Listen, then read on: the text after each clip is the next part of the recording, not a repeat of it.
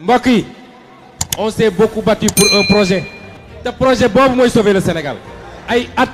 juróom-ñeenti at ñuy xeex joxuñu nit xaalis.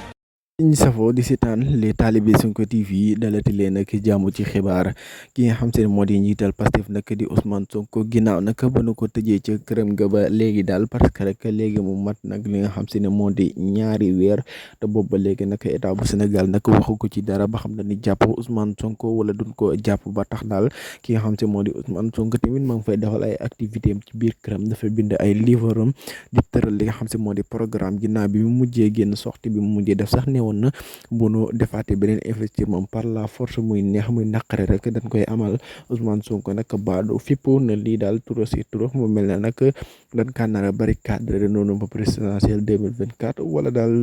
lan la waa état bi nar a nar daal di ki nga xam moo di Ousmane Sonko ginnaaw nag bin ko bari cadre ba léegi parce que